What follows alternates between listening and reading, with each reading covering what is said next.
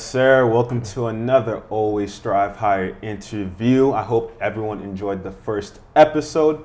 But like I told you guys, we're always going to come back with more. More episodes are coming in the future every single week. That's how we're just going to try to bring out and produce the content. But today we have a very special guest, one of my closest friends, one of my college brothers, Grant Slowik.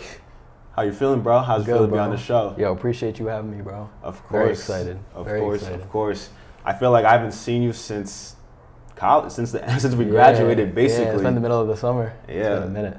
It feels like we were just freshmen walking down the St. John's, walking throughout St. John's and just experiencing new stuff every single week and every single week. But the growth that we've seen over the past 4 years is very special, and it's very great to see that we've kept our relationship, our friendship, and how we've been able to just grow into the men we are today. So I'm very glad to have you on the show. I know you're going to be spitting a lot of game today, and we're about to get into all that right now. But tell us a little bit what you do. Tell us the business. How's that going? Just give us a little introduction about what you do. It's going pretty well, thank you. Basically, I just started a reselling business at the age of 15. 15? Wow. Yeah, when I came out of high school. It's been a while, definitely. And it's just grown exponentially throughout the years. And ever since 2021, it's done 7 figures in sales and 6 figures in net profit. Net profit. What made you get into reselling? Was it just a passion and a love for a specific product, maybe sneakers? How did you get into reselling? So basically, so 15 was when it all started.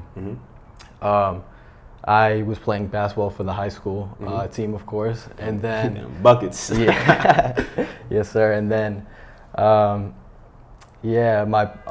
parents brought me to the store because I wanted a new pair of basketball shoes, of course. What's your first pair of sneakers? It was a LeBron 10. Yeah, Nike basketball was hot king. at that time. Yep. Yeah, so your parents brought you for new sneakers. Yeah, that's correct. I went to the store to pick up the sneakers, and I think retail at the time was $260. $260, which is a lot of money. Of course, I think it was like 2013, 2014 maybe. It was just a lot of money for a pair of sneakers, but they were on sale for $199, I think it was. And so I ended up picking those up. And at the end of the season, of course, we played on indoor courts, of course. So the floors were very clean, and the sneakers were in perfect condition, of course. So I ended up throwing them up, and my parents were like, "Oh, you won't be able to sell them for much, of course."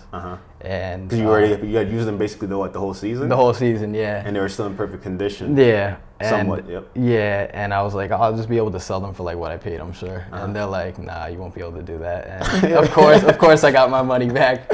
I threw them up, and 2 days later they were sold for the same price. Oh wow! So it kind of just made me question, and I said, why can't I just sell sneakers, and why can't I sell them at a higher price if they're brand new? Right. Why can't I profit off of them? Why can't I expand on this, what I just did, and multiply it by a lot more? Why can't I just do that? And then it just slowly start to pick up over time? How did you start expanding it into what it has become today?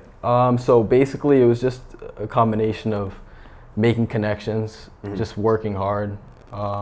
Making connections was the big thing. I found sneaker Twitter, I guess that's what they call it. It was sneaker Twitter, and it was 2016. That's when it was really started. That's when it was really good. Yeah. Yep. And you use social media a lot to find different avenues to expand your business or to make different connections. So you could talk a little bit about how you use social media as well. Basically it was just sneaker Twitter. It kind of was going off in 2016, and then just throughout the years, it was just a combination of making friends with people. A lot of them lived in NYC, so it was an easy commute for me and stuff like that.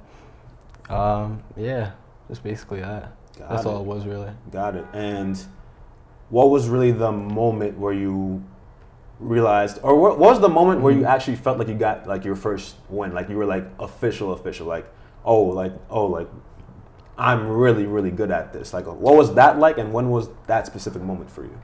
To be honest, I don't think it was really a specific moment. I know junior year of high school, it wasn't really like a huge win, I'd say, but it was when like the zebras and the belugas and all those dropped. Easy. Yes, sir. Yep, the V2s, and the market was incredible at that time, 2017. So I know the belugas, I was able to get like 50 pairs of those probably, and at 200 and sold them for 500. So as a junior, I was fortunate as a junior in high school to see like that money just in one weekend. That's dope, bro. Yeah, that's dope. Bro, since I met you, I knew you were getting to it, especially once I realized, like this is actually what you do.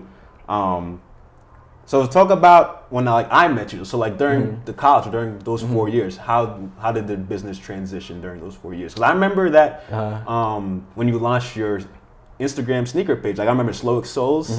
I remember that was like really, I was like, okay, like he's really getting to it. So like, how did the business really develop between those 4 years? To be honest, and how did you like expand it? Sorry. Oh, no problem at all. No, it was kind of studies for me. And I kind of like went away from it. I'm not gonna lie. I was really into it. This like my whole since 15 up until I graduated high school. And after that, I mean, I just was focused on my studies more so, I'd say. And then COVID was when it really came back, and I was able to work from home. Free time. I was able to work from home a lot more, and I just kept pushing. And the interest came back, and then interest totally came back, and just from working with all those people for that long, all the connections came back, and so you still had maintained the connections in between. Yeah, absolutely, 100%. Did you feel like obviously you graduated high school, and then but you knew you had this business going on at the same time that had massive potential? So I just want to understand, was college, your parents kind of forced that onto you, or did you always want to go to school? What was the decision making to go to college? And then on the second side of that question, do you feel that college was worth it for you? I believe you were a business major, right? Yes, that's correct. Yes. You were too, right?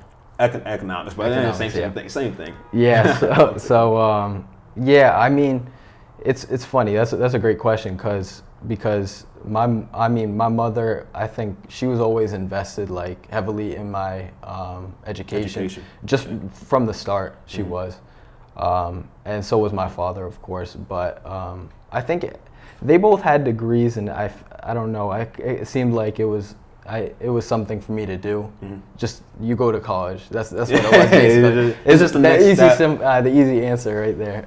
But yeah, that's just basically what it was. It was I knew I was running my business, of course, but it was something to do, of course, that I could do on the side of school. Yeah. So you never really saw that you were going to really use your degree in maybe the corporate world. That was never really the true vision for you. Exactly. But it was just get the degree, and that's basically. And then just go back to it. So you're always going to go back to just doing this full time, or not really, because you said you had lost interest in it a little bit. So what was going through your mind during that time? Were you still focusing on?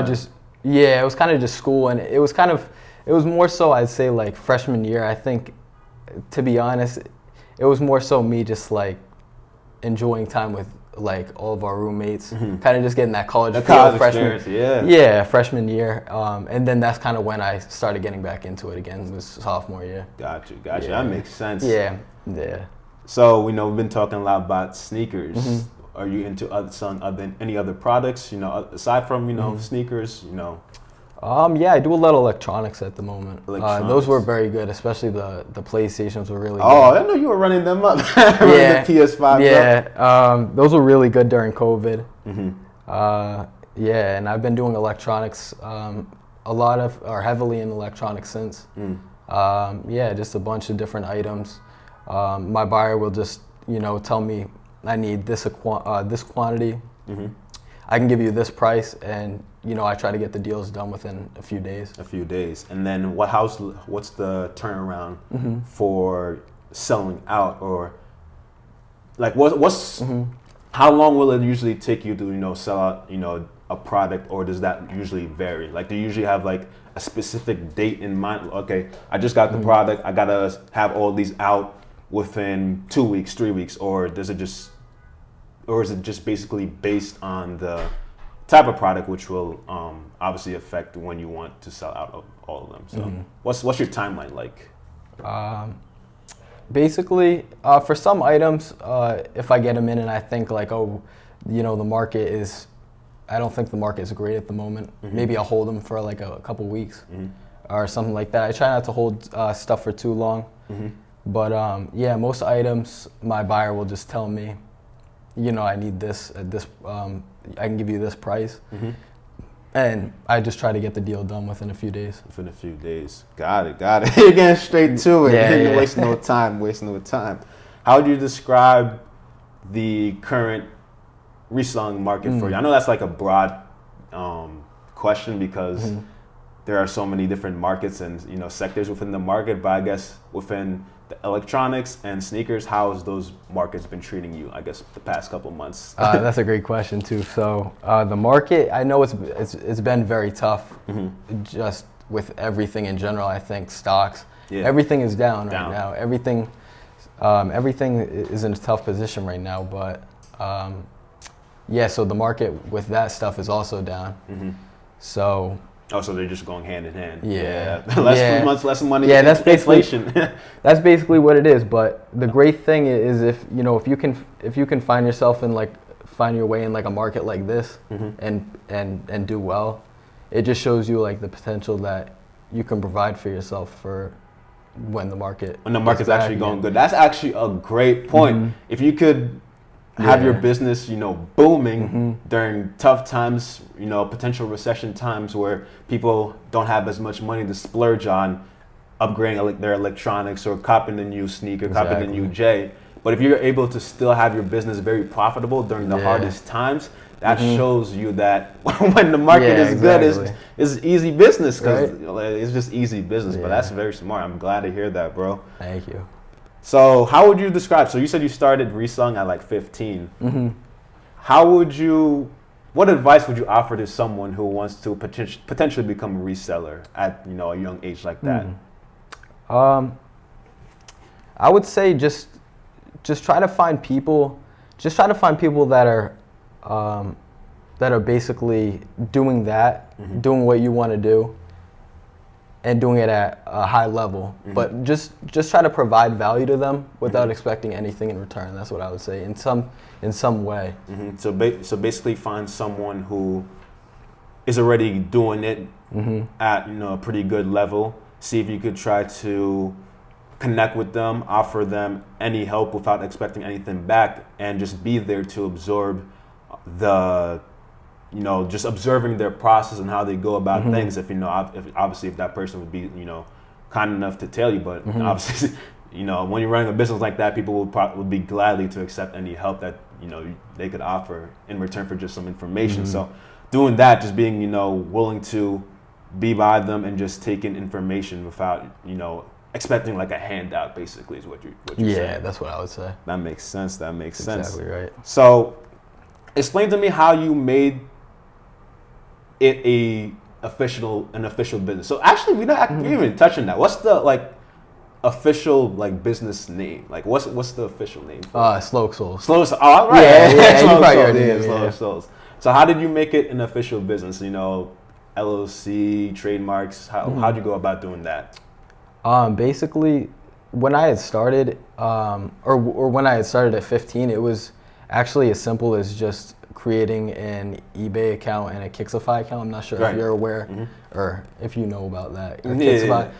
So basically it was just as simple as that, and then just creating a PayPal account. That's all it was. The PayPal would be hooked to your selling account, and it was just as simple as that. Did once you started bringing in a certain amount of revenue, did you have to file for like an LLC or trademark, or not really? No, you do not. You do not. Oh, you do not. You do not. Got it. That makes sense. I didn't see. I didn't know that. So I just wanted to clarify on that. So as you've been, becoming more profitable, growing your business at an exceptional rate, obviously I'm guessing, the people close to you, your friends, and your family, start to notice that, because obviously. So like, what has been their reaction as you've been on this journey? Like, what have they made the most of it? I'm sure your parents would have some stuff to say. My parents. To be honest, I don't think. Well, the thing is, I think a lot of parents is kind of just, they just want you to go to school and do just the normal thing. And I think that's what it was like for my parents also. I kind of had to like gain their trust, and for them to see that I was doing well enough for myself, for them to really be invested and be like, okay. Because in their mind, a lot of parents, they have try to provide the best for their kids, go to high school, get good grades, and then hopefully go to college, find something that interests them, select a major, and hopefully they could land a good career-paying job so they could, eventually work their way up the corporate ladder. So just the conventional route that offers, the security, and the safety, but which is nothing wrong with that. Yeah, of course. exactly. I think it's great. I think it's a great way to build wealth. Absolutely, definitely necessary. Like, we need workers in absolutely, society 100%. to just work off. Absolutely. But obviously, that's not the route for everyone, and for it's just not the route for everyone. But obviously, with the older generation of our parents, they're not always so quick to accept the unconventional route, if you would call it that. Exactly. Some parents, they want to see, okay, like, if you're going to do this, show us some.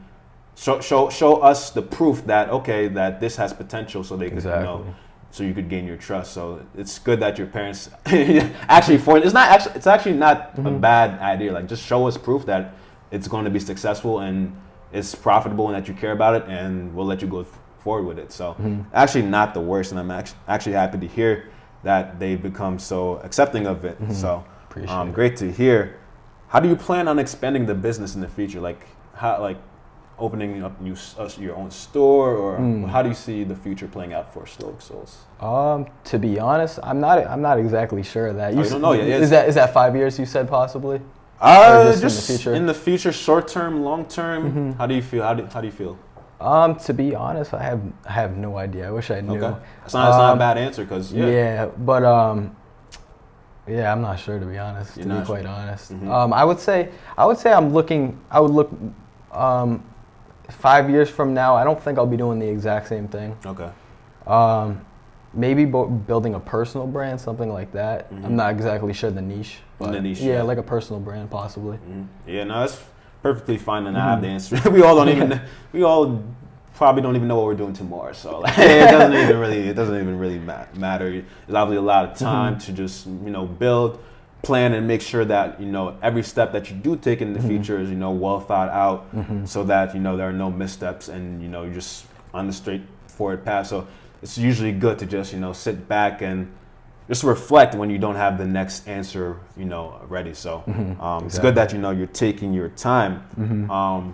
Obviously we were talking about the market a little bit earlier, of how the resale market and the stock market kind of are going hand in hand right now. Them just both being down. So that brought up to my mind, like, I know in our previous conversations that we've had just throughout school and just over the last 4 years, basically since we've met, we've always been talking of business and investment. So you mentioned how the stock market and just the resale market have been correlated together. That just brought up my mind. So I wanted to ask you, really, do you have any other investments that you're looking to make in the future, whether it's real estate, or do you particularly invest in the stock market? I do a little bit in the stock market. Okay. You have any favorite companies that you like? I think Tesla's a good one. I think that's always a good one. Of course. Yeah. But great growth for the future. Yeah, real estate. I think is definitely a possibility. And I think Bitcoin. I think Bitcoin's a pretty good investment. Crypto. Okay. I think it's a great investment while the market is down. Yeah, I think Bitcoin is a good one. Got you.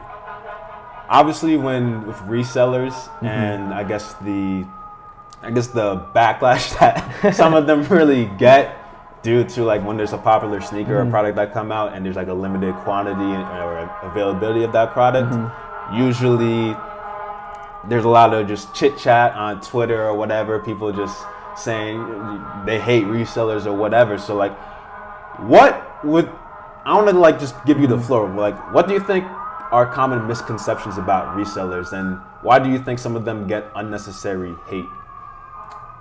I think a lot of them get unnecessary hate just for the fact that a lot of people want to wear the sneaker. Exactly. And the people that wear the sneaker a lot don't always end up with the sneaker after the release. To be honest, that's probably the only thing I can think of.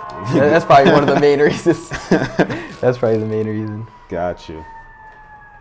Wow. You're doing very good, bro. I'm glad to see the progress that has been made. Appreciate it. Is there anything you would want people to know about you in the future that you may be coming out with, or maybe some different feature that you might be offering with the page? Is that how active is the page right now, SlowikSoles? Is it just on Instagram or? It's actually I think I took it down. Oh, you took it down. Yeah, I don't. To be honest, I never really felt the need for me personally for social media. I don't think it really helped out too much because most of my clients I had already known. Just as simple as texting them or connecting with them on Twitter. Twitter was always the main thing for me. Yeah, so. I didn't even know that. Wow. Yeah. Got you. So, bro, I'm very glad that you were able to make it. It was actually my boy's birthday, the 23rd? Yes, sir. Yep. Oh 23rd. Man, we getting old up in there. Yeah. But I'm glad that you were able to take the time and make your way out from Boston to come down. Yeah, of course. No, I appreciate you having me. Honored Definitely. To be it was just great to see that you could make it and see where we are and try to make it worth your while. Have it all looking Incredible good. View. Yeah, very great view. But I'm just glad that we were able to chat it up, because some of these things I didn't even know myself, to be honest. So like, it's always great to hear these different things that you may have not even known about, some of your closest friends. So I'm glad you were able to come on the show. Definitely great feedback, and probably be back, another time when we have everyone on here. Absolutely. Eventually. But this has been another Always Strive Higher interview with my boy G Shmoney. Yes, sir. G Shmoney. Thank you guys for tuning in. Always strive higher. Peace.